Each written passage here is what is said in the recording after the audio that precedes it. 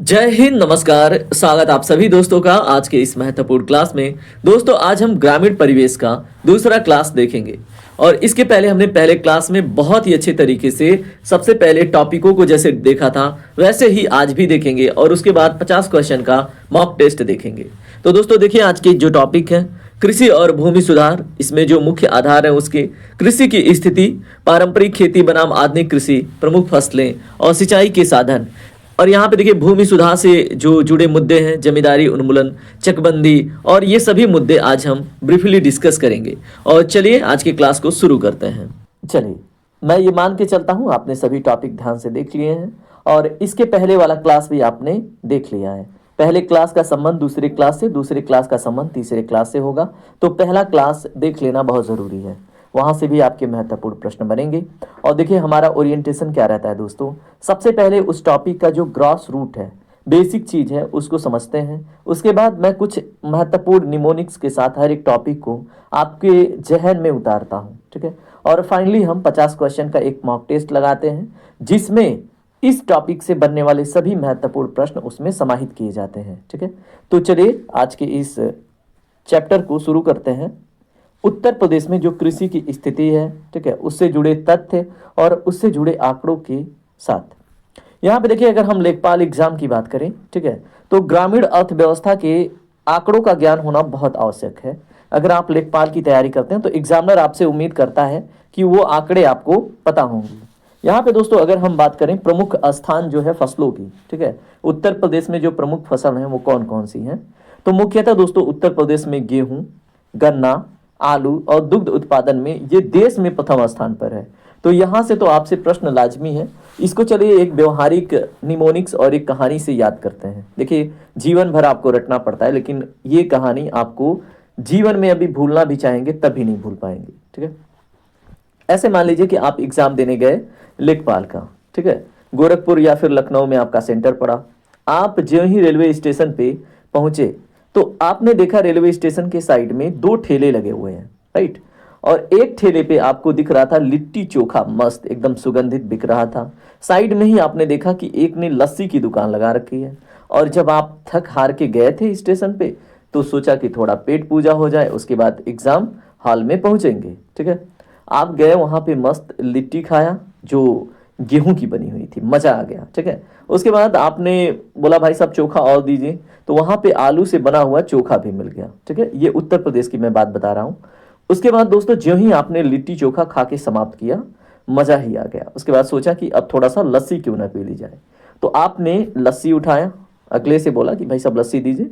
उसने आपको लस्सी की गिलास दी। आपने लस्सी में देखा वाह ये तो दूध है और उसमें चीनी पड़ी हुई है, ठीक है। तो दूध मतलब दही समझ लेना ठीक है। तो आपने वो भी गटक लिया और वहीं पे आपको ये पता चला भाई साहब ये तो उत्तर प्रदेश के ऐसे कृषि उत्पाद हैं जो भारत में प्रथम स्थान पे हैं, ठीक है। अब ये कभी भूल के दिखाइए, आप नहीं भूलेंगे, ठीक है। दूध के उत्पादन में, उसके बाद गन्ने के उत्पादन में जिससे चीनी बनी हुई है, जिससे लस्सी बनी हुई है, ठीक है। और उसके बाद दोस्तों आपने लिट्टी भी देख लिया और चोखा भी देख लिया, ठीक है। तो अब तो ये कहानी आपसे नहीं भूली जाएगी।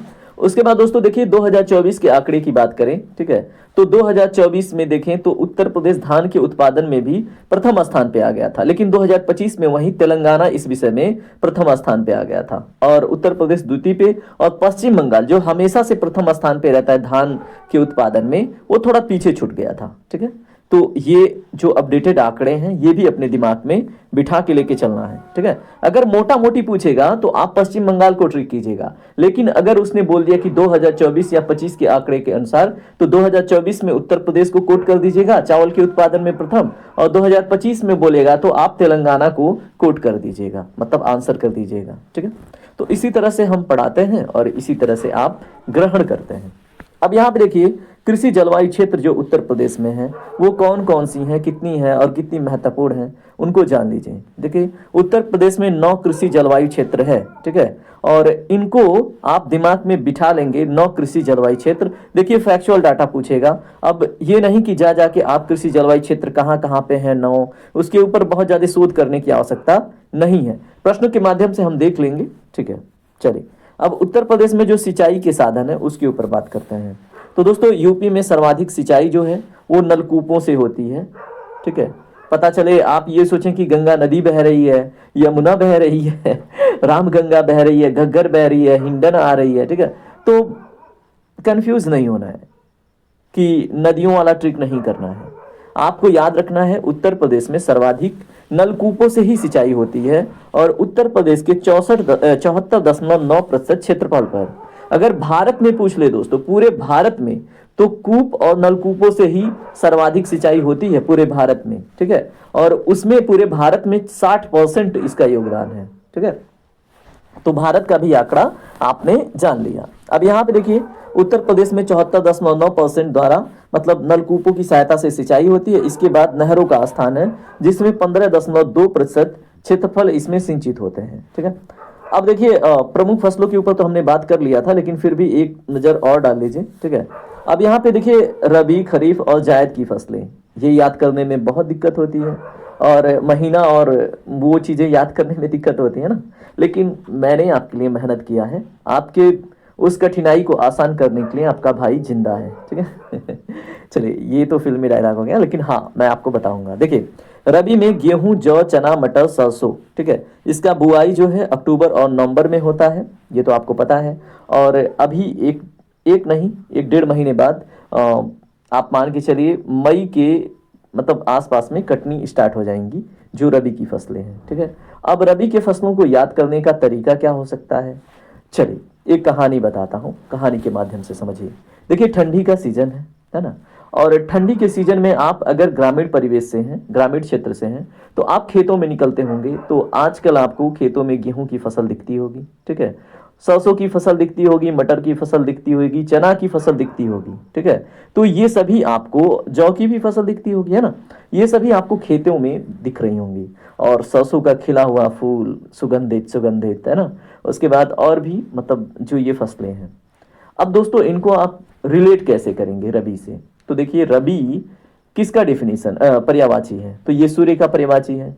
और ठंडी के दिनों में आपको सबसे अधिक आवश्यकता किसकी होती है, सूर्य की, है ना, कि काश सूर्य आज निकल जाता तो मुझे थोड़ी गर्मी मिल जाती और मैं थोड़ा सा फुर्तीला हो जाता। राइट, तो दोस्तों इस तरह से ये कहानी अब आपको इन फसलों को याद रखने में मदद करेंगी। ठीक है, ठंडी का सीजन, खेत में निकले गेहूं, चना, मटर, जौ, सरसों, ये सब खेतों में लहलाती हुई दिख रही हैं। ठीक है, और अब ठंडी का महीना भी देखिए चल रहा है और अक्टूबर नवंबर बुआई हुआ है, तभी तो दिसंबर जनवरी में आपका ठंडी आया है। अब ये कभी भूलेंगे आप, नहीं भूलेंगे, भूल के दिखाइएगा। ठीक है, और मैंने बता दिया ठंडी में आवश्यकता होती है सूर्य की और सूर्य का पर्यायवाची है रबी, तो चीजें ऐसे पढ़नी होती हैं। ठीक है, और यहाँ पे देखिए खरीफ, अब खरीफ में धान, मक्का, ज्वार, बाजरा, अब इसका बुआई जो है जून जुलाई में होता है। तो आपने आज तक जब भी आप धान के खेत में गए होंगे तो बिना पानी के, ठीक है, बिना पानी के धान का खेत कैसे पॉसिबल है, बिना पानी के अगर आप देखेंगे गन्ना की खेत कैसे पॉसिबल है। ठीक है, तो ये चीजें आपको समझनी पड़ेगी। ठीक है, कि जब बारिश होगा, जब अधिक से अधिक बारिश होगा तभी ये फसलें होंगी। और यहाँ पे जो खरीफ शब्द है, खरीफ, तो आप ना देखेंगे, खरीफ को मैं खराब से जोड़ूंगा। ठीक है, जब आप ऐसे खेतों में उतरते हैं बारिश के दिनों में तो चारों तरफ किचिर पिचिर, आपको बहुत खराब लगता है ना, तो मजा नहीं आता है। ठीक है, तो इस खराब से आप खरीफ को जोड़ लीजिएगा तो ये चीजें दिमाग में टिकेंगी कि जब आप गर्मी के दिनों में, ठीक है, गर्मी बोल लें या फिर आप बोल लें जब बारिश होती है बहुत अधिक, तो खेतों में किचिर पिचिर खराब लगता है और उस समय पानी अधिक आवश्यक होती है धान की खेती के लिए। ठीक है, तो ये चीजें ऐसे आपके दिमाग में टिकेंगी। अब यहाँ पे बुआई जो है जून जुलाई में होता है और आपको एक महत्वपूर्ण बात याद रखनी है, भारत में जो मानसून है, यानी कि मानसून आने का मतलब भारत में बारिश आने का मौसम। ठीक है, तो ये 3 जून से स्टार्ट होता है। 3 जून को केरल में सबसे पहले बारिश आती है, मतलब मानसून आता है। ठीक है, उसके बाद धीरे धीरे ये 15 से 17 जुलाई के आसपास अपने उत्तर प्रदेश में भी स्ट्राइक करता है, खूब अच्छे से बारिश होती है ना। और जब बारिश होगी तो धान, मक्का, उसके बाद ज्वार, बाजरा, गन्ना, ये सब उगाए जाएंगे। ठीक है, तो इस तरह से ये भी आपको याद हो गया, कहानी भी सुन ली आपने। तो आपसे ऐसे प्रश्न बने तो आप दिमाग में मेरी बातों को याद रखेंगे। उसके बाद दोस्तों जायद की फसल की बात करें तो ककड़ी हुआ, तरबूज हुआ, खरबूज हुआ, ये मार्च और अप्रैल में इनकी बुआई होती है। ठीक है, तो मार्च अप्रैल आप याद रखेंगे इनकी बुआई का सीजन है। और इनको मतलब आप देखेंगे ककड़ी, तरबूज, खरबूजा, तो ये जो मौसम है ना, बड़ा सा मतलब बड़ा पकाऊ सा मौसम होता है। ठीक है, ज्यादा ही आप चिड़चिड़े हो जाते हैं, ज्यादा ही नींद आती है। ठीक है, तो इसको आप जायद कह सकते हैं। और देखिए ये मौसम ना आने ही वाला है। इसमें आप देखेंगे चारों तरफ हवाएं ऐसे बहेंगी कि जैसे आपके होंठ सूख जाएंगे। ठीक है, तो ज्यादा ही जब दिक्कत होती है, हवाएं जब आपके शरीर से पानी सोख रही होती हैं, ठीक है, तो इसको आप जायद कह देना। ठीक है, और इसमें आपको आवश्यकता क्या पड़ती है? खरबूजा। ठीक है, कि आप खरबूजा खाओ, अधिक से अधिक पानी आपके अंदर जाए। आप तरबूज खाओ, आप ककड़ी खाओ, आपको पता है ना, ककड़ी, खीरा, इसमें आपको पता होना चाहिए खीरा में 90% लगभग पानी होता है ना। तो ये चीजें हम इस सीजन में खेतों से निकाल निकाल के खाते हैं। तो अब देखिए ये थोड़ा लंबा खिंच गया, लेकिन अब आपको रटना नहीं पड़ेगा, मेरी बातें अब कहानी की तरह आपके दिमाग में चलेंगी।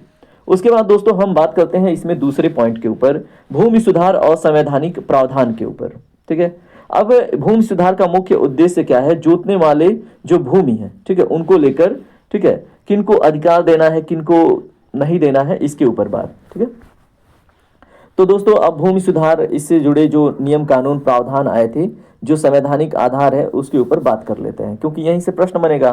तो राज्य सूची का ये विशेषकर विषय है। अब संविधान की 7वीं अनुसूची के अनुसार जो भूमि है वो राज्य सूची का विषय है, ये याद रखना है। ठीक है, जो भूमि सुधार है वो राज्य सूची का विषय है और ये संविधान के 7वें अनुसूची के अंतर्गत आता है। ठीक है, अब यहाँ पे अनुच्छेद 31 का ए और बी दो सेक्शन है। ठीक है, अब इसमें भूमि सुधार कानूनों को संवैधानिक संरक्षण प्रदान करने के लिए ये दोनों लाए गए थे। ठीक है, याद रखेंगे। और जब ये प्रावधान लाए गए तो उसके बाद इनको उठा के 9वीं अनुसूची में जोड़ दिया गया प्रथम संविधान संशोधन के माध्यम से। ठीक है, प्रथम संविधान संशोधन 1951 में हुआ।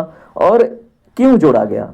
क्योंकि भूमि सुधार जो कानून हुए हैं उनको अदालतों में चैलेंज न किया जा सके, उन्हें चुनौती न दी जा सके। ठीक है, नहीं तो अगर जैसे मान लीजिए चकबंदी आया और किसी का खेत कहीं पे, भाई होगा चकबंदी में लोगों का जहां जहां पे खेत बिखरा हुआ एक साथ किया जाता है, कल को चल के कोई विवाद हो गया कि नहीं भाई हमको वही वाला जगह चाहिए, अब अदालत में केस पे केस, केस पे केस।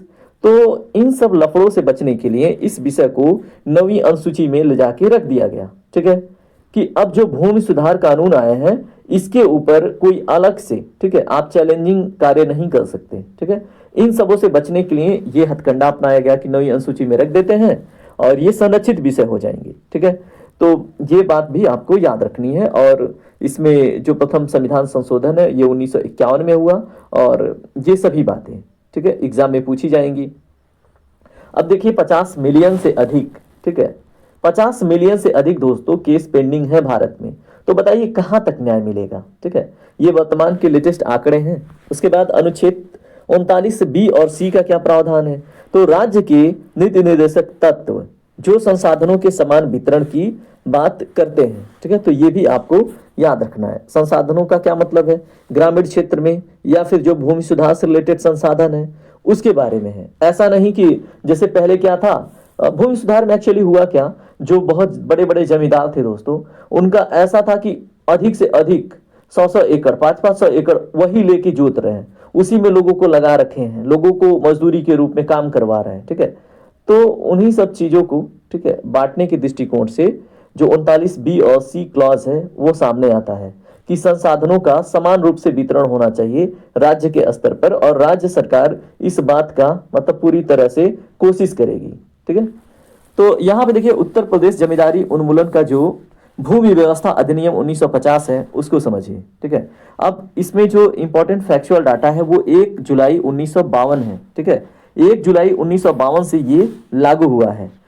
इसने बिचौलियों को समाप्त कर जो काश्तकार हैं उनको सीधे राज्य से जोड़ा है।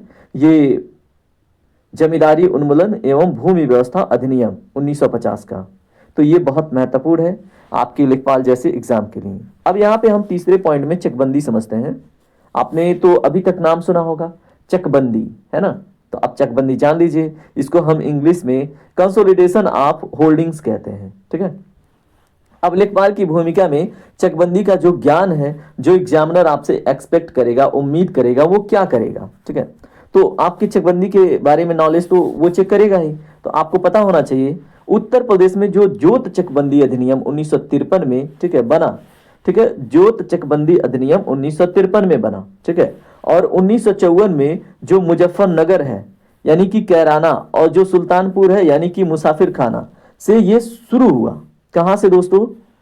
1954 में मुजफ्फरनगर, जिसको कैराना के नाम से देख रहे हैं हम, और सुल्तानपुर, जिसको हम मुसाफिर खाना के नाम से जानते थे।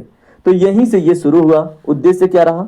बिखरी हुई जो जोत है, जैसे जो खेतियां हैं, ठीक है, उनको एक जगह एकत्रित करना ताकि कृषि लागत कम हो और पैदावार बढ़े। अब एक बात बताइए, आपका खेत एक यहाँ पे है, एक 1 किलोमीटर दूर है, एक 2 किलोमीटर दूर है, एक कहीं और है, तो इस प्रकार से आपकी भूमि बिखरी हुई है। अब यहाँ से आप पंपिंग सेट उठा के वहां ले जा रहे हैं, यहाँ से खाद वहां ले जा रहे हैं, यहाँ से बीज वहां ले जा रहे हैं। इसमें क्या है? मानव संसाधन जो है वो भी खर्च हो रहा है, जो फ्यूल है वो भी खर्च हो रहा है, जो टाइम है वो भी खर्च हो रहा है, और केयर जब करना है तो एक साथ केयर नहीं कर पा रहे हैं। पता चले वहां का खेत कोई जानवर खा रहा है, वहां का खेत कोई जानवर खा रहा है, या फिर किसी खेत में बीमारी लगी तो आप उसका ध्यान नहीं रख पा रहे हैं। तो ये सभी प्रॉब्लम्स थी। ठीक है, तो इन्हीं को दूर करने के लिए दोस्तों ये व्यवस्था लाई गई थी। ठीक है, जिससे पैदावार बढ़े और सुरक्षित रहे। ठीक है, अब यहाँ पे देखिए चकबंदी आयुक्त से रिलेटेड आपसे प्रश्न क्या बन सकता है।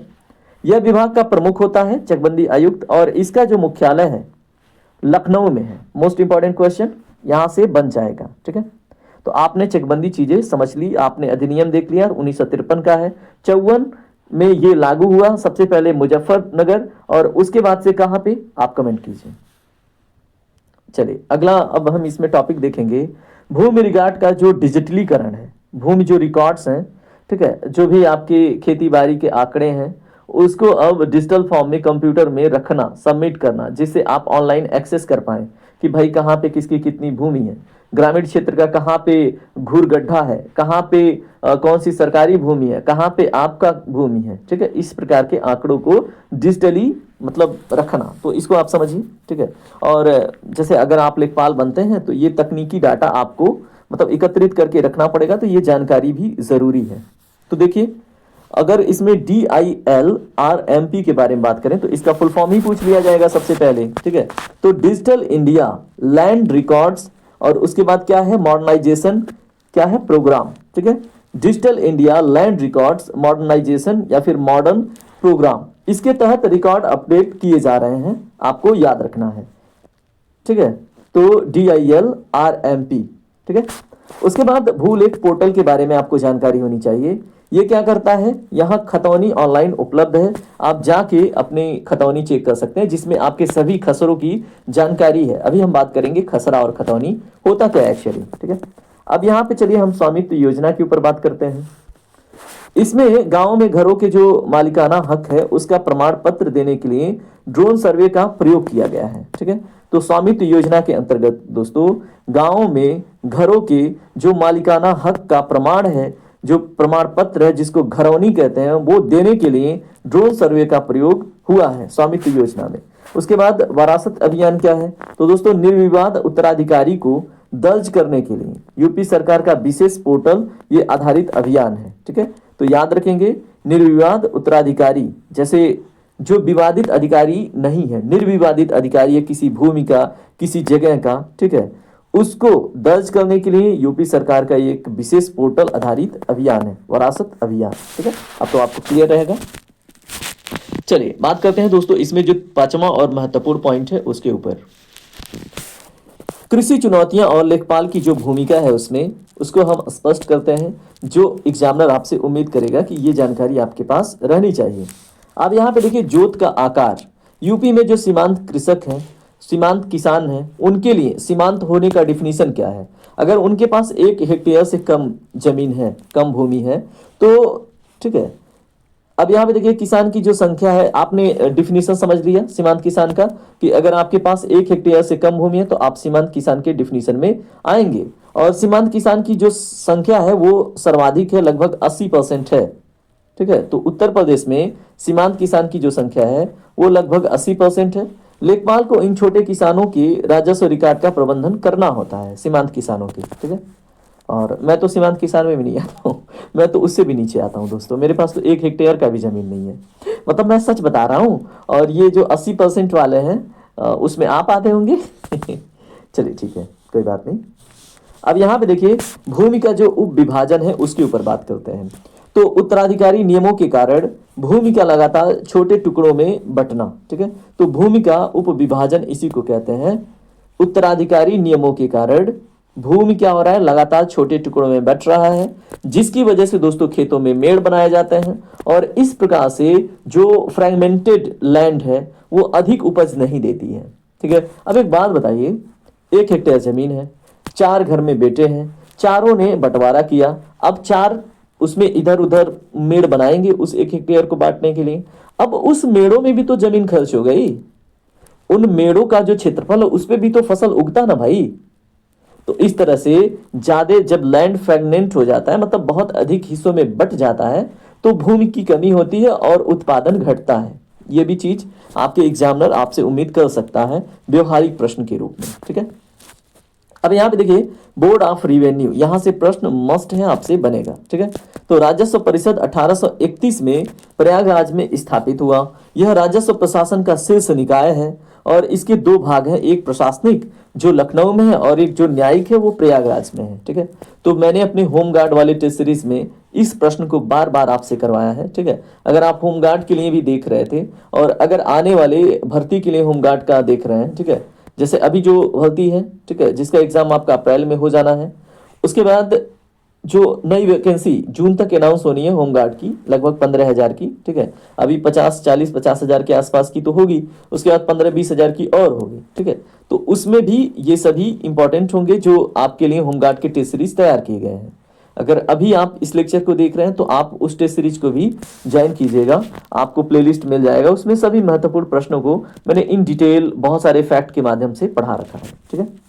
आइए बात करते हैं आज के छठे और महत्वपूर्ण पॉइंट्स पे। अब यहाँ पे हम आपको समझाएंगे जो मतलब इंपॉर्टेंट टर्मिनोलॉजी है जो एग्जामिनर आपसे उम्मीद करता है कि आपको इनके बारे में जानकारी होगी, ठीक है। तो यहाँ पे देखिए सबसे पहले आपको खसरा के बारे में जानकारी होनी चाहिए क्योंकि आप हैं लेखपाल बाबू। ठीक है, मैं आपको ना इस टॉपिक में आगे बढ़ने से पहले एक इंटरेस्टिंग बात बताता हूँ, ठीक है। अगर आप ग्रामीण क्षेत्र से आते हैं, ठीक है, अगर आप पुलिस बन गए या दरोगा बन गए, ठीक है, तो एक बुजुर्ग से जब आप जाके मिलेंगे ना तो वो कहेगा कि भाई साहब थोड़ा और पढ़ लिए होते तो आप लेखपाल बन गए होते, ठीक है। तो उनके नज़र में लेखपाल का पद बहुत बड़ा होता है क्योंकि एक समय में लेखपाल जो है राजस्व पुलिस का काम करती थी, अभी तो नहीं लेकिन पहले करती थी, अभी भी ऐसे उत्तराखंड के कुछ क्षेत्रों में है ये सिलसिला, ठीक है। तो उस समय पे भाई लेखपालों का अपना अलग ही रुतबा था, जब चकबंदी जैसी चीजें चल रही थी तो उनका ना खौफ कह लें या सम्मान बैठा हुआ है, ठीक है। तो थोड़ा और पढ़ लेते हैं। जैसे अगर आपने बताया कि आपकी एसएससी क्लियर हो गई है, आप ये अधिकारी बन गए हैं, ठीक है, एसएससी में बहुत सारी पोस्ट होती हैं, तो अगर किसी बुजुर्ग को ये जानकारी पता चलती है तो ऐसी संभावना है कि वो बोले अरे थोड़ा और पढ़ लिए होते तो लेखपाल बन गए होते, ठीक है। तो लेखपाल अच्छा पद है, मतलब ठीक है। तो ये एक इंटरेस्टिंग बात है, ये ग्रामीण परिवेश में लागू होती हैं ये कथाएं और कहानियां, और ऐसी बात है और जानना आपके लिए ज़रूरी है। अब यहाँ पे खसरा समझिए, ठीक है। खसरा होता क्या है, इसमें खेत का क्षेत्रफल, फसल का विवरण, जैसे मान लीजिए आपके खेत का कितना क्षेत्रफल है उसके बारे में जानकारी, आप उसमें जो फसल बोते हैं उसका जो डिटेल है, वो कौन सा फसल बोते हैं आप, ठीक है। उसके बाद सिंचाई के लिए आप कौन सा साधन उपयोग करते हैं, आप ट्यूबवेल यूज़ करते हैं, आप पंपिंग सेट यूज़ करते हैं, आप अपना पर्सनल नलकूप यूज़ करते हैं या फिर आप नहर का पानी यूज़ करते हैं, ठीक है। तो इन सब की जानकारी खसरा में आपको मतलब मिलती है, ठीक है। और इसमें देखिए 22 कालम होते हैं जो मतलब हार्ड कॉपी होती है, 22 कालम होते हैं और डिजिटल की दुनिया में वो कालम इधर उधर भी हो सकते हैं, ठीक है, उनमें बदलाव हो सकता है। तो खसरा आपने समझ ली। अब खतौनी क्या है, खतौनी क्या है दोस्तों? तो यह एक जोतदार की, जैसे आप हैं, आपके पापा हैं, ठीक है, तो वो जोतदार हो गए, उनके सभी खसरों का ब्योरर यहाँ पे मिल जाता है, ठीक है। सभी खसरों का मतलब आपका कहीं पे 20 डिसमिल है, कहीं पे 40 डिसमिल है, या फिर 2 बीघा है, 3 बीघा है, ठीक है। तो उन सभी का, जैसे किस भूमि पे आप क्या उपज कर रहे हैं, कितना क्षेत्रफल है, ठीक है, सिंचाई के साधन, ऐसा नहीं है ना कि आपके खेत हमेशा एक ही जगह हो। चकबंदी में तो भाई हुआ था, लोगों का इकट्ठा किया गया था, लेकिन चकबंदी तो 1953-54 का विषय हो गया, अभी तो बहुत लंबा समय हो गया है ना। तो खेते अब खरीद रहे हैं लोग, इधर उधर बिखर रहा है, तो वो सारी जानकारी आपको एकत्रित रूप से खतौनी में मिल जाती है। तो जोतदार के सभी खसरों का विवरण इसमें मिलता है। इसमें कुल 13 कॉलम होते हैं, ठीक है। तो कॉलम की संख्या पूछे तो खसरा में अधिक 22 कॉलम, खतौनी में 13 कॉलम, ठीक है। उस यहाँ पे देखिए एक टर्म आया है सजरा, ठीक है। खसरा खतौनी आपने समझ लिया, अब सजरा क्या है? तो दोस्तों गांव का वह नक्शा जो कपड़े या कागज पर होता है और जिसे लेखपाल क्या करते हैं, ट्रेस करते हैं। तो आपने देखा होगा जो पुराने, अभी तो देखिए डिजिटल हो गई हैं सब, आप लोग देखते होंगे पैड में लेके आते हैं सब, ठीक है। पैड हो, टैब हो, इन सब चीज़ों में आंकड़े मिलते हैं उनके। लेकिन पहले क्या है कि कपड़े या कागज पर, मतलब एक लेखपाल के हाथ में होता था सारी जानकारी, गांव का नक्शा और कहाँ पे किसका भूमि है, क्या है, उस पे सब ट्रेस रहती थी, मतलब अंकित रहती थी, ठीक है। तो उसको हम सजरा कहते हैं। पड़ताल क्या होता है, पता है ना, कि पड़ताल होगा, नहर का पड़ताल होगा, आपने सुना होगा, एग्जाम में प्रश्न बनेगा। तो दोस्तों लेखपाल द्वारा वर्ष में 3 बार, ठीक है, खरीफ, रबी और जायद, ठीक है, ये जो फसलें हैं 3 बार किया जाने वाला खेतों का निरीक्षण होता है। तो होता है ना कि नहरों का पड़ताल होगा कि कौन पानी चुरा रहा है, ठीक है, और किसके खेत में कितना पानी जा रहा है। तो पहले आता था, जिनके गांव में नहर होगा उनको पता होगा पड़ताल शब्द। बाकी तो आजकल जो नदी आसपास गांव से गुजरती हैं वहाँ पे ड्रोन सर्वे हो रहा था, वहाँ पे बड़े बड़े मतलब वो बन रहे थे, मेड़ वगैरह बांधे जा रहे थे, ठीक है। तो उसको भी हम पड़ताल के अंतर्गत देख लेंगे। चलिए, आपने बहुत सारी चीज़ें समझ ली। अब यहाँ पे कुछ एग्जाम्पल जो आपके मतलब इन सभी टॉपिक से रिलेटेड हो सकता है, और कुछ 1-2 महत्वपूर्ण प्रश्नों से समझिए, ठीक है। तो यहाँ पे देखिए क्या है, यदि परीक्षा में पूछा जाए आपसे कि भूमि सुधार का प्राथमिक उद्देश्य क्या था, ऐसा व्यवहारिक प्रश्न बन सकता है आपसे। तो दोस्तों जो बिचौलियां थे उनका अंत और वास्तविक कृषक को सुरक्षा प्रदान करना, ये उद्देश्य था, ठीक है। अब जैसे बिचौलियों को समाप्त करने के लिए ही क्या हुआ था, जो बैंक का प्रावधान, आरबीआई का प्रावधान और नेशनलाइज्ड बैंकों का प्रावधान किया गया, ठीक है। और जो मुंशी हुआ करते थे, जो सेठ हुआ करते थे, मणिकचंद हुआ करते थे, ये मैं रिवेन्यू डिपार्टमेंट की बात कर रहा हूँ, बैंकिंग व्यवस्था का, ठीक है। तो वहाँ पे भी सुधार लाया गया, वैसे ही भूमि सुधार का उद्देश्य भी था, ठीक है। चलिए यहाँ पे लेखपाल के संदर्भ में कुछ महत्वपूर्ण बातें जो आपको याद रखनी है, कि अगर आप इस एग्जाम के लिए तैयारी कर रहे हैं तो आपको पता होना चाहिए उसका ओहदा। तो दोस्तों राजस्व विभाग का ये सबसे निचले तबके का, सबसे निचले पद का अधिकारी होता है, पद होता है। अब देखिए सबसे निचले पद का मतलब ये नहीं कि उसकी जो महत्ता है वो कम है, सबसे बड़ी महत्ता होती है। देखिए ये राजस्व विभाग का सबसे बड़ा मतलब महत्व का पद है, लेकिन सबसे निचले पदानुक्रम में आता है, ये आपको याद रखनी है। और इसमें क्या है, उसके हाथ में क्या होता है, भूमि रिकॉर्ड्स के शुद्धिकरण और राजस्व संग्रह की जिम्मेदारी उसके पास होती है, ठीक है। तो याद रखना है, भूमि रिकॉर्ड्स के शुद्धिकरण और राजस्व संग्रह की जो जिम्मेदारी है वो किसके ऊपर होती है, एक लेखपाल के ऊपर। वह अनुच्छेद 31B के तहत रक्षित भूमि सुधारों को जमीनी स्तर पर लागू करने वाला मुख्य कड़ी होता है, ठीक है। तो ये भी बात आपको याद रखना है। और इस तरह से आपने आज के इस पूरे सभी महत्वपूर्ण पॉइंट्स को इन डिटेल समझ लिया है व्यवहारिक रूप से। अब बारी है आपके टेस्ट की, तो टेस्ट के लिए तैयार हो जाइए। आपके सामने 50 प्रश्न धड़ाधड़ आएंगे और इनको सॉल्व करके, आंसर करके मुक्त हो जाइए, ठीक है। और इस टॉपिक से जो प्रश्न बन सकते हैं वो आपके सामने अब आ रहे हैं। इसमें दोस्तों सबसे पहले हम उन प्रश्नों को देखेंगे जो आपने नहीं पढ़ा है लेकिन इस टॉपिक के लिए बहुत महत्वपूर्ण है। तो देखिए, राजस्व संहिता 2006 से आपके एग्जाम में 1 से 2 प्रश्न पक्का हैं, ठीक है। तो पहले आप इन्हें देख लीजिए, उसके बाद हम अन्य प्रश्नों के माध्यम से जो अभी आपने टॉपिक पढ़ा है उन्हें हम खंगालेंगे और जो इन टॉपिकों के डेप्थ में जाके प्रश्न बन सकते हैं उन्हें देखेंगे। पहला प्रश्न अब आपके सामने है, इसको देखिए। उत्तर प्रदेश राजस्व संहिता 2006 को राष्ट्रपति की मंजूरी कब प्रदान की गई थी? तो दोस्तों राइट आंसर है 29 नवंबर 2012 को। याद रखेंगे। 26 नवंबर किस लिए प्रसिद्ध है? तो दोस्तों संवैधानिक दिवस के रूप में या संविधान दिवस के रूप में 26 नवंबर को मनाते हैं। याद रखिएगा वो भी डेट। यहाँ पे देखिए अगला प्रश्न आपसे बना है, उत्तर प्रदेश राजस्व संहिता 2006 को पूरे प्रदेश में किस तिथि से प्रभावी या लागू किया गया? इसका जो राइट आंसर है वो है ऑप्शन ए 11 फरवरी 2016 से। ठीक है, चलिए अगला प्रश्न क्या है? राजस्व संहिता 2006 के अनुसार कृषि वर्ष यानी कि जो फसली ईयर है उसकी अवधि क्या मानी जाती है? Most important question. तो दोस्तों राइट आंसर है ऑप्शन सी 1 जुलाई से 30 जून। ठीक है, तो कृषि वर्ष राजस्व संहिता 2006 के अनुसार 1 जुलाई से 30 जून तक मानी जाती है। मोस्ट इंपॉर्टेंट क्वेश्चन ये बनता है। ठीक है, 1 जुलाई से 30 जून के बीच का समय काल। उत्तर प्रदेश में जो राजस्व परिषद है उसकी स्थापना किस वर्ष प्रयागराज में हुई थी? तो इसका जो राइट आंसर है दोस्तों ऑप्शन बी है 1831 में। याद रखेंगे। और मैंने बताया था इसका जो एडमिनिस्ट्रेटिव प्रशासनिक हेडक्वार्टर है वो लखनऊ में है, लेकिन जो जुडिशियल यानी कि न्यायिक है वो प्रयागराज में है। चलिए बात करते हैं अगले प्रश्न पे। राजस्व परिषद का जो जुडिशियल मुख्यालय चलिए इसका आंसर आप कमेंट कीजिएगा क्वेश्चन नंबर 5 लिख के। और देखिए क्वेश्चन का आंसर करते वक्त आप अपना नाम, अपना डिस्ट्रिक्ट, ठीक है, उसके साथ आप आंसर किया कीजिए, मुझे पता चले कि ये वीडियो आप कहाँ से देख रहे हैं। ठीक है, तो मेरी बात ध्यान से सुनिए।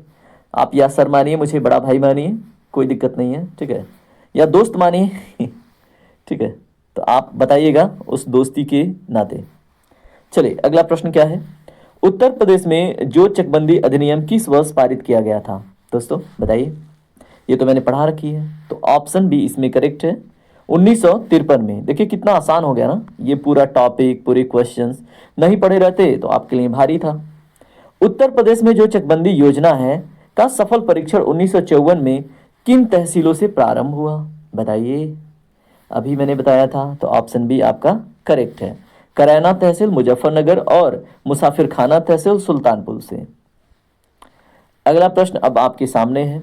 गांव के नक्शे मैप को अगर हम बात करें तो राजस्व शब्दावली में किस नाम से जाना जाता है? मैंने डिटेल में समझाया इसको। तो इसको दोस्तों हम बोलते हैं सजरा। क्या बोलते हैं दोस्तों? सजरा। ठीक है, अगला प्रश्न क्या है? लेखपाल द्वारा साल की पहली पड़ताल किस तिथि से शुरू की जाती है? पड़ताल 3 बार होती है, लेकिन पहली पड़ताल की बात हो रही है। तो दोस्तों इसमें राइट आंसर है ऑप्शन सी 10 अगस्त से। क्या है? 10 अगस्त। चलिए अगला प्रश्न आपसे क्या बन सकता है? रबी की जो पड़ताल है वो लेखपाल द्वारा किस माह से प्रारंभ की जाती है? तो दोस्तों इसका जो राइट आंसर है वो है 1 जनवरी से। ठीक है, डेट याद रखना है, सबका सब इंपॉर्टेंट है आपका। खतौनी जिसको हम ROR का नवीनीकरण लेखपाल द्वारा कितने वर्षों के अंतराल पर किया जाता है? बताइए खतौनी का जो नवीनीकरण है। तो दोस्तों राइट आंसर है ऑप्शन सी 6 वर्ष में। ठीक है, चलिए अगले प्रश्न के ऊपर बात करें। सीमांत किसान यानी मार्जिनल जो फार्मर है, वो मार्जिनल फार्मर की जो श्रेणी में किसान आते हैं उनके पास भूमि कितनी होती है? इन डिटेल मैंने समझाया, अपना भी गरीबी आपको बताया अचल संपत्ति के रूप में। ठीक है, तो दोस्तों इसका राइट आंसर है ऑप्शन ए 1 हेक्टेयर से कम जोत वाले किसानों को हम क्या बोलते हैं? सीमांत किसान। ठीक है, अगला प्रश्न राजस्व संहिता 2006 की किस धारा में राजस्व परिषद के गठन का प्रावधान है? तो इसका राइट आंसर ऑप्शन बी है धारा 7 में। ठीक है, याद रखेंगे, सारे के सारे प्रश्न बहुत महत्वपूर्ण हैं। यहां पे देखिए दाखिल खारिज जिसको म्यूटेशन कहते हैं कि प्रक्रिया का जो मुख्य कानूनी उद्देश्य है वो क्या है? तो दोस्तों इसका जो राइट आंसर है ऑप्शन बी है सरकारी अभिलेखों में स्वामित्व का नाम परिवर्तित करना। ठीक है, तो दाखिल खारिज की प्रक्रिया का मुख्य कानूनी उद्देश्य क्या है? जो सरकारी अभिलेख हैं उसमें स्वामित्व का नाम परिवर्तित करना। मैंने 2 बार रिपीट कर दिया, आपसे प्रश्न नहीं छूटना चाहिए। ठीक है, अगला प्रश्न, जिला स्तर पर कलेक्टर यानी कि जो डिस्ट्रिक्ट मजिस्ट्रेट हैं वो राजस्व प्रशासन के तहत किस अधिकारी के प्रति उत्तरदायी होते हैं, बताइए। तो राइट आंसर है ऑप्शन सी, ये मंडलायुक्त के प्रति ये क्या होते हैं, उत्तरदायी होते हैं। याद रखिएगा, जो कमिश्नर होते हैं ना मंडल पे, जैसे आपका मंडल क्या है कमेंट कीजिएगा, मेरा मंडल गोरखपुर है जैसे, ठीक है। यहाँ पे वरासत अभियान उत्तर प्रदेश सरकार द्वारा क्यों चलाया गया है, मैंने इन डिटेल समझाया। इसका राइट आंसर है दोस्तों ऑप्शन बी, जो निर्विवाद उत्तराधिकारी हैं, ठीक है, उनको खतौनी में दर्ज करने हैं। तो चलिए अगला प्रश्न, उत्तर प्रदेश में सिंचाई का जो सबसे बड़ा और प्रमुख साधन है वो कौन सा है, मैंने इसको भी इन डिटेल समझाया। तो दोस्तों राइट आंसर है ऑप्शन, बताइए, ऑप्शन बी हो सकता है, ट्यूबवेल, ठीक है। तो सिंचाई का सबसे बड़ा और प्रमुख साधन क्या है, ट्यूबवेल, याद रखेंगे। और यहाँ पे देखिए नलकूप और कुएं दोनों हैं, लेकिन यहाँ पे अगर सिर्फ नलकूप की बात होगी तो आप नलकूप के साथ जाइएगा, ठीक है। और मैंने आपको पूरे देश के स्तर पे बताया 60% इसका कंट्रीब्यूशन है। अगला प्रश्न, राजस्व न्यायालयों में क्रम में सबसे निचले न्यायालय किसका होता है, तो राजस्व न्यायालय बताइए सबसे निचला। इसका जो राइट आंसर है वो क्या होगा, ऑप्शन बी, नायब तहसीलदार, ठीक है। तो राजस्व न्यायालयों में उसमें जो क्रम है उसमें सबसे निचला जो न्यायालय है वो है नायब तहसीलदार का। तो ये आपको भूलना नहीं है, एग्जाम में प्रश्न बनेगा। अगला प्रश्न आपसे क्या बनेगा, उत्तर प्रदेश में एक पक्का बीघा कितने बिस्सा के बराबर होता है, तो दोस्तों इसका जो राइट आंसर है वो है ऑप्शन बी, 20 बिस्सा के, ठीक है। और अलग अलग मैंने देखा है, अलग अलग क्षेत्रों में अलग अलग डिस्ट्रिक्ट में जो बीघा है वो बदल जाता है, ठीक है। तो यहाँ पे पक्का बीघा की बात हो रही है, तो ये 20 बिस्सा के बराबर होता है। प्रश्न संख्या 20 देखिए क्या है, भूलेख की बात हुई है, तो भूलेख पोर्टल पर डिजिटल डेटा का प्रबंधन कौन सा विभाग करता है, तो दोस्तों प्रश्न संख्या 20 का जो राइट आंसर है ऑप्शन बी है, राजस्व परिषद यानी बोर्ड ऑफ रेवेन्यू। याद रखेंगे, आपके एग्जाम में महत्वपूर्ण प्रश्न बन जाएगा। चलिए बात करते हैं अन्य प्रश्नों पे। यहाँ पे देखिए क्वेश्चन नंबर 21 क्या है, उत्तर प्रदेश में जो राजस्व परिषद है कि प्रशासनिक और न्यायिक कार्यों को किस वर्ष अलग किया गया था, मोस्ट इंपॉर्टेंट, ठीक है। तो राजस्व परिषद के जो प्रशासनिक और न्यायिक कार्य हैं ये अलग होते हैं आपके किस वर्ष, बताइए, 1947 से 48 के बीच में, याद रखेंगे। अगला प्रश्न आपसे पूछा गया है, राजस्व संहिता 2006 की किस धारा के तहत राजस्व न्यायालयों का उल्लेख किया गया है, तो दोस्तों ये है आपका धारा 4 का सेक्शन 4 का क्लॉज 16, ठीक है। अगला प्रश्न देखिए, आपको पढ़ाते पढ़ाते मेरा गला सूख गया है ना, और आपकी एक उंगली उठ के ये नहीं कि जाके लाइक करके अपना नाम और कमेंट में बता दें कि कितना अच्छा आपको लगा, है ना, कर दीजिए कंजूस इंसान। चलिए अगला प्रश्न क्या है, उत्तर प्रदेश में भूमि रिकॉर्ड का कंप्यूटरीकरण किस वर्ष से शुरू किया गया था, तो दोस्तों इसका जो राइट आंसर है वो है ऑप्शन बी, 1987 से 88 के बीच में, ठीक है। तो भूमि रिकॉर्ड्स का जो कंप्यूटराइजेशन हुआ था, ठीक है, वो 1987 और 88 के बीच में हुआ था। अगला प्रश्न, लेखपाल द्वारा खसरे में कुल कितने खाने भरे जाते हैं, कॉलम्स की बात हुई है और मैंने आपको समझाया कि ऐसे प्रश्न बनेंगे, इसलिए प्रश्न बने हैं। तो राइट आंसर है ऑप्शन सी यानी कि 22, ठीक है। तो यहाँ पे खसरे की बात होगी तो इसमें अधिक होता है और खतौनी में दोस्तों कम होता है, कितने होते हैं, 13 होते हैं, ठीक है। लेकिन यहाँ पे देखिए किसान बही की बात है, किसान बही योजना उत्तर प्रदेश में किस वर्ष लागू की गई थी। प्रश्न संख्या 25 का जो राइट आंसर है वो क्या है, तो दोस्तों ऑप्शन बी है, 1992 में, ठीक है। चलिए बात करते हैं अगले प्रश्न पे। राजस्व संहिता 2006 के अनुसार ग्राम सभा की भूमि पर अवैध कब्जे को हटाने की शक्ति किसमें निहित है, तो दोस्तों इसमें राइट आंसर ऑप्शन बी है, सहायक कलेक्टर या तहसीलदार के पास, याद रखिएगा। अगला प्रश्न, जायद की पड़ताल लेखपाल द्वारा किस तिथि से प्रारंभ की जाती है। देखिए हमने खरीफ और रबी की तो बात कर ली थी, अब यहाँ पे जायद की भी बात पूछ ली गई है, बताइए। तो दोस्तों ऑप्शन इसमें सी करेक्ट है, 1 मई से, ठीक है। तो 1 मई से जो लेखपाल हैं वो जायद की पड़ताल करते हैं और आपको ये याद रखना है।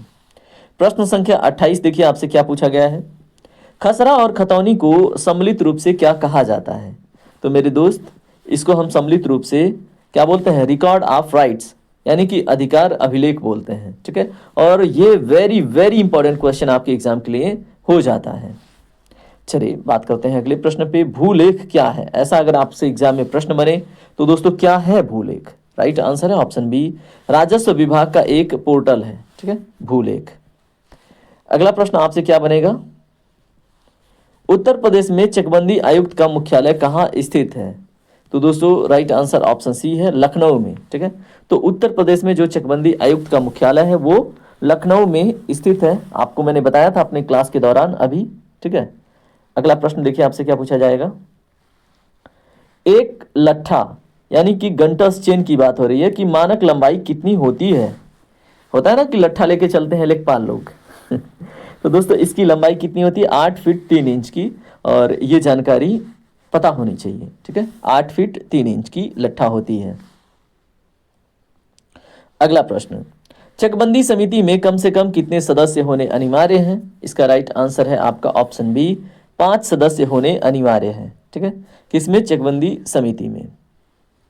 राजस्व संहिता 2006 के तहत असंक्रमणीय अधिकार वाले भूमिधर को कितने वर्ष बाद संक्रमणीय अधिकार मिल जाते हैं? तो दोस्तों बताइए, ये भी वेरी वेरी इंपॉर्टेंट क्वेश्चन और डिफिकल्ट क्वेश्चन है। तो इसका राइट आंसर है ऑप्शन सी, 10 वर्ष में, ठीक है।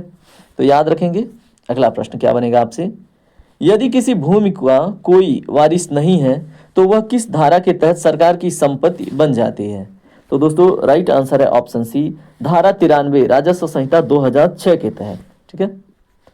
अगला प्रश्न आपसे क्या बनेगा, तहसीलदार की नियुक्ति किसके द्वारा की जाती है?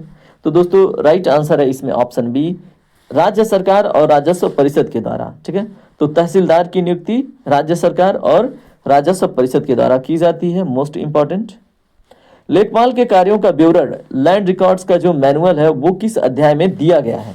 तो दोस्तों इसका जो राइट आंसर है वो है आपका ऑप्शन क्या होगा, ए, अध्याय 2 में, ठीक है।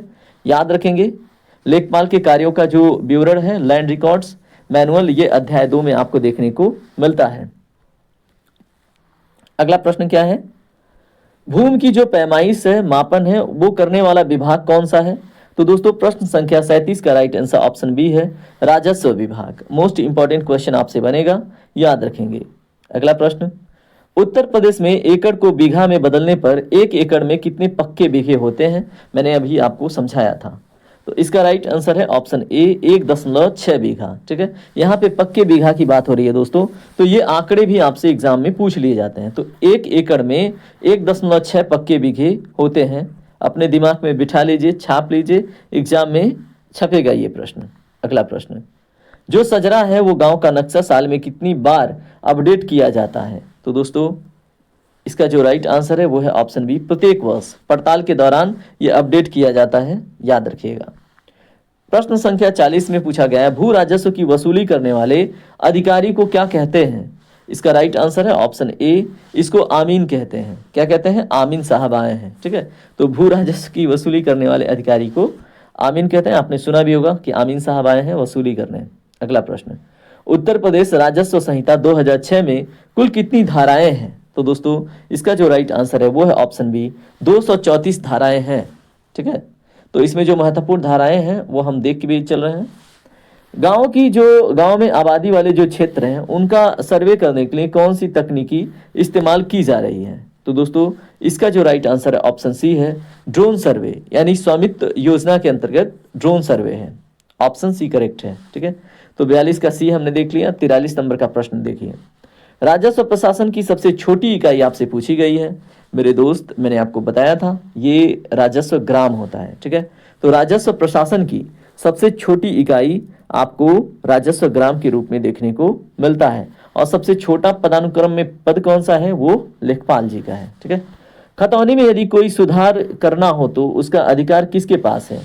तो दोस्तों इसका अधिकार है तहसीलदार और परगना अधिकारी के पास, ठीक है। इसमें आपका ऑप्शन सी करेक्ट होगा। खतौनी तो आपको पता है ना, खसरा भी बता दिया है और उसके बाद सजरा भी बता दिया है, पड़ताल भी बता, सब कुछ बता दिया है मैंने। अब मत कहना कि बताया नहीं चलिए ठीक है। अब मैं आपसे एक बात कहूँगा, अगर आपको ये सेशन पसंद में आता है सच में, मतलब अगर जेन्युइनली आपको पसंद आता है, जेन्युइन कंटेंट है और आपको लगता है कि हाँ इसके ऊपर मेहनत की गई है, आप चीज़ें सीख रहे हैं, चीज़ें आसान हो रही हैं, तो अपना फीडबैक जरूर दिया कीजिए। क्या ही जाता है आपका, है ना? क्या करेंगे अपने उस 1 सेकेंड को बचा के जो ऐसे लाइक करने पे खर्च होगा? उस 2 सेकेंड को क्या करेंगे बचा के जिससे आप सब्सक्राइब कर लेंगे? और वो आपका 30 सेकेंड क्या करेंगे बचा के जिसमें आप अपना स्कोर, नाम, डिस्ट्रिक्ट का नाम लिखेंगे? कुल मिला जुला के 40 से 50 सेकेंड आपके खर्च होंगे और वो मेरे लिए मोटिवेशन का बहुत बड़ा सोर्स होगा। ठीक है, तो इतना तो कर लिया करो। ठीक है चलिए बात करते हैं अगले प्रश्न पे।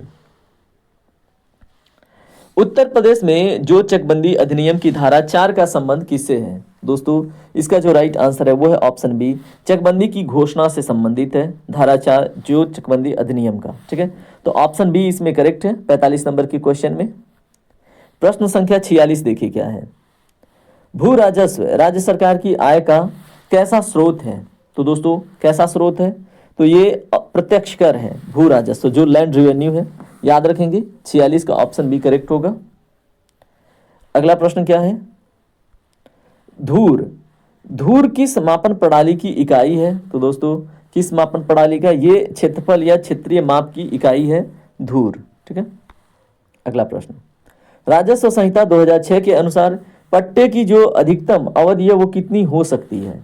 इसका जो राइट आंसर है ऑप्शन डी है, संहिता के प्रावधानों के अनुसार सीमित। ठीक है, तो राजस्व संहिता 2006 के अनुसार पट्टे की अधिकतम अवधि ये संहिता के प्रावधानों के अनुसार सीमित है। ठीक है, अगला प्रश्न, कृषि जोत पर लगने वाले कर को क्या कहा जाता है? तो दोस्तों इसका जो राइट आंसर है वो है ऑप्शन ए, मालगुजारी। ठीक है, तो कृषि जोत पर लगने वाला जो कर है उसको हम मालगुजारी कहते हैं। आपके एग्जाम के लिए ये महत्वपूर्ण हो जाता है। अगला और आज का महत्वपूर्ण अंतिम प्रश्न क्या है? लेखपाल अपने हलके के प्रत्येक गांव के लिए क्या रखता है अपने पास? बताइए। तो दोस्तों डायरी और अधिकार अभिलेख रखता है। ठीक है तो इस तरह से हमने 50 क्वेश्चंस को देख लिया बड़ी पोलाइटली, बड़े ही अच्छे से हमने इस टॉपिक को कवर कर लिया है।